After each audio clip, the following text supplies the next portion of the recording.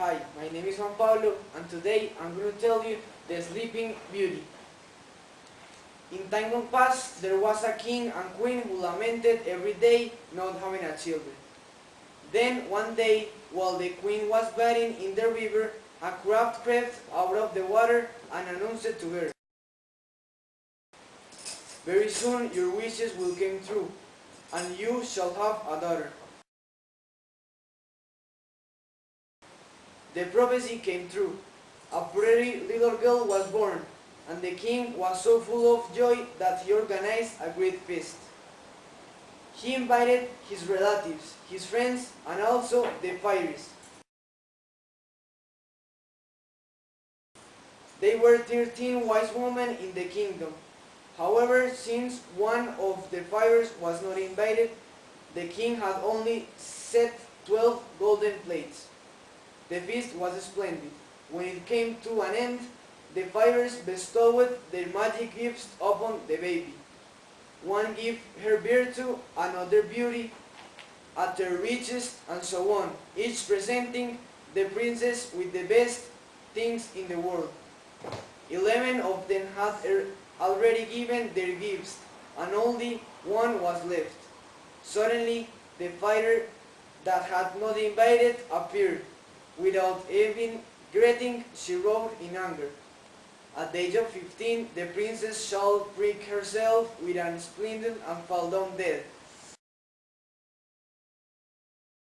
Then she left the room without saying another word. They were all worried, but the 24th fairy, the one had not yet given her magic gift, said, "I can undo the evil spell, but I can soften in a tittle. She will not die. She will only fall into a deep sleep for 100 years." The king, desperate to protect his child from the disaster, gave orders to burn every spindle in the kingdom. Time passed by and the princess grew into a beautiful king girl. Soon after she turned 15, the young woman was left alone in the palace. She took this opportunity to explore all the places that were forbidden when her parents were home. She looked into bedchambers and passages, and at last came to an old tower in the castle. She climbed up the winding staircase. There she found a door with a rusty key in the lock. She turned the key and went into the little room, where an old woman sat working with a spindle. "Good day, dear woman," said the princess. "What are you doing there?" "I'm spinning," answered the old woman. "What is that object?" She turns and turns, asked the girl, while talking the spindle with her hands. She had barely touched it when she fell into a deep sleep.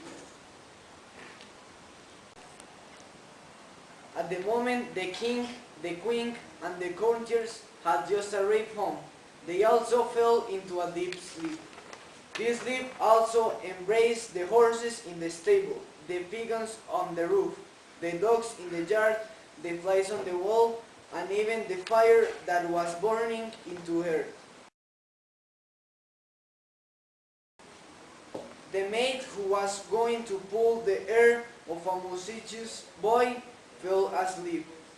The meat roasting in the spit stopped turning, and the cook fell asleep while they plucking a hen. Around the castle began to grow a hedge of thorns. Every year the barrier became higher. At the last grew so high that everything was completely covered. Over time, the story of Sleeping Beauty of the Forest, as the princess was named, spread around the country. Many princes failed in their attempt to get through and thorny edges to rescue her. The prickly wooden stems of the roses made it impossible. At last, after many years, when the 100-year spell had passed, a prince arrived to the country. He asked about the story of the thorn edge, an old man told him what he had heard from his grandfather. Behind the thorn edge, recounted the old man, there is a castle in a beautiful sleeping princess. He will curd in a sleep too. Princess from far away have failed to rescue her. I will get out the thorn edge and rescue the sleeping beauty, said the prince. When the prince came near the barrier of thorns, they turned into flowers and let him pass. He opened the gate, and in the yard he saw the horses and the dogs lying asleep. The pigeons sat on the roof with their hosts under their wings. The flies were asleep on the wall. The maid was still trying to pull the body's ear. The cook was holding half-poked hen, and the fire was still sleeping. He wandered around the castle and saw the whole court lying asleep. The king, on his throne, was also in a deep slumber. At last he reached the tower where the princess was sleeping. There she was, lying on the bed, so young and beautiful that he could not resist,